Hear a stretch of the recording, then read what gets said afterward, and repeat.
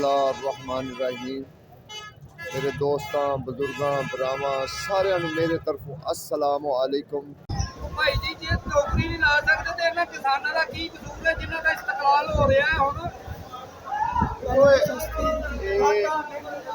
बस ये हर एक चीज़ ते सवाल भी आंदा अरूज भी आंदा।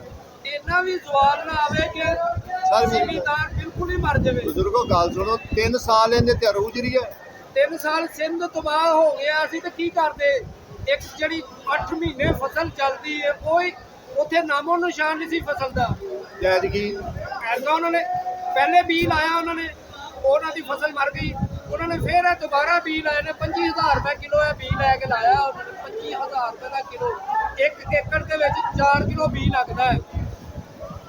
ਲੱਖ ਦਾ ਹੋ ਗਿਆ, ਲੱਖ ਰੁਪਇਆ। ਬਾਕੀ ਉਹਦਾ ਜ਼ਮੀਨ ਦਾ ਠੇਕਾ, ਉਹਨਾਂ ਦੇ ਮਜ਼ਦੂਰੀ ਜਿਹੜੇ ਕਾਸ਼ ਕਰਨ ਦੇ ਪਾਣੀ ਖਾਦਾ ਕੀ ਕਰਨਗੇ, ਤਬਾਹ ਹੋ ਗਏ ਨੇ। ਅਜੇ ਤਾਂ ਪਹਿਲੇ ਦਾ ਮੁਲਤਾਨ ਹਾਈਬ੍ਰਿਡ ਚੱਲ ਰਿਹਾ ਸੀ, ਹੁਣ ਪੰਜਾਬ ਸ਼ੁਰੂ ਹੋਇਆ ਹੈ। ਹੁਣ ਪੰਜਾਬ ਸ਼ੁਰੂ ਹੋ ਗਿਆ ਨਾ, ਉਤੋਂ ਫਿਰ ਉਤੋਂ ਆ ਗਿਆ ਐਬਟਾਬਾਦ ਤੇ ਸਾਰਾ ਇਲਾਕਾ ਸ਼ੁਰੂ ਹੋ ਜਾਣਾ। ਇਹ ਤਿਆਰ ਨੇ ਫਸਲਾਂ। ਉਹ ਤੇ ਕਹਿੰਦੇ ਪਹਿਲਾਂ ਬਾਜ਼ਾਰ ਬਣੇ ਤਾਂ ਅਸੀਂ ਵਿਆਜ ਭੇਜੀਏ। ਬਾਜ਼ਾਰ ਨੂੰ ਵੇਖੋ, ਬਾਜ਼ਾਰ ਬਣੇਗਾ ਜਿੰਨੀ ਦੇਰ ਤੱਕ ਸਾਡੀ ਗਵਰਨਮੈਂਟ ਇਹਨੂੰ ਬਾਹਰ ਨਹੀਂ ਕਿਸੇ ਪਾਸੇ ਨੂੰ, ਹਾਲਾਂਕਿ ਸ੍ਰੀਲੰਕਾ ਵਿਆਜ ਮੰਗਦਾ ਪਿਆ ਸੀ, ਯਾਨੀ ਕਿ ਐਕਸਪੋਰਟ ਕਰਨ ਇਹਨੂੰ, ਐਕਸਪੋਰਟ ਕਰਨੇ ਨੂੰ ਇਹਦੇ ਤੋਂ ਜਰੇ ਮੁਬਾਦਲਾ ਲੈਣ। ਫਿਰ ਬਾਅਦ ਤੇ ਸਾਨੂੰ ਲਿਆਉਣਾ ਪਵੇਗਾ।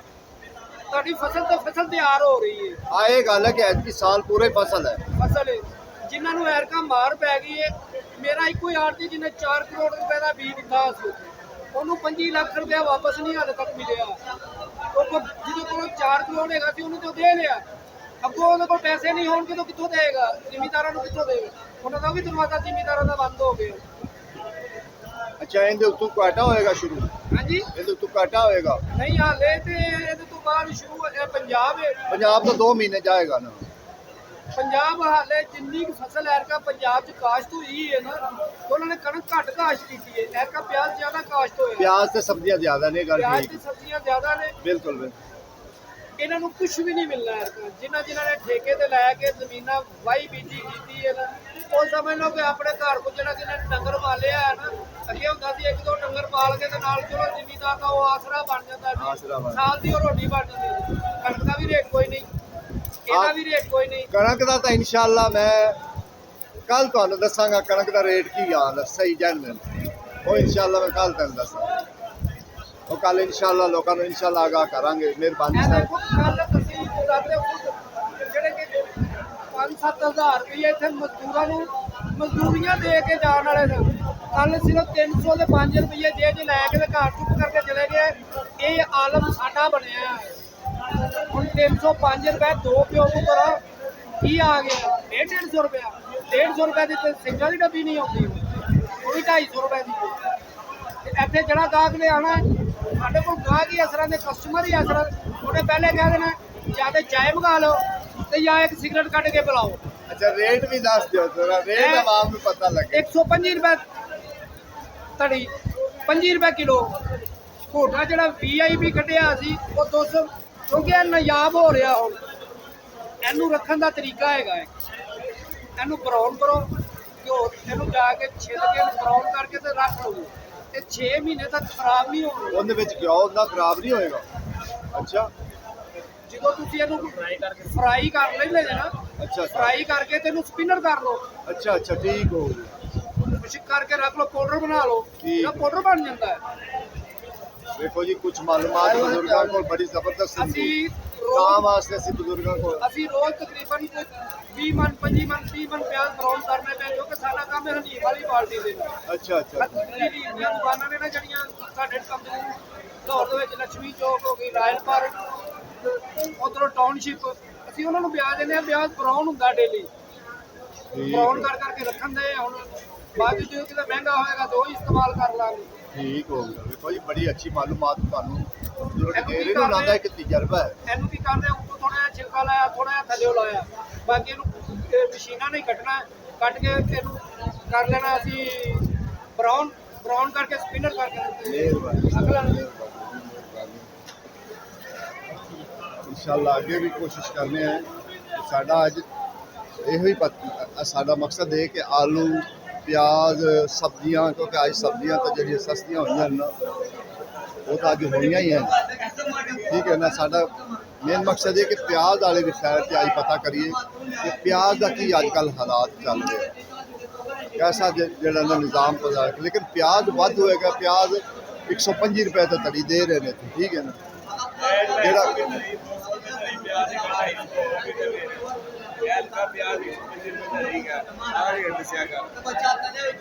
ਦੇ ਵਿੱਚ ਇੱਕ ਲਾਲ ਪਿਆਜ਼ ਹੁੰਦਾ। ਲਾਲ ਪਿਆਜ਼ ਬਹੁਤ ਹੀ ਘੱਟ ਹੈਗਾ ਕਿਉਂਕਿ ਇਸ ਟਾਈਮ ਜ਼ਿਆਦਾ ਕਰਾਚੀ ਦਾ ਪਿਆਜ਼। ਠੀਕ ਹੈ ਨਾ। ਇਹ ਚਿੱਟਾ ਜਿਹਾ ਥੋੜਾ ਜਿਹਾ ਹੁੰਦਾ ਪਿਆਜ਼। ਠੀਕ ਹੈ।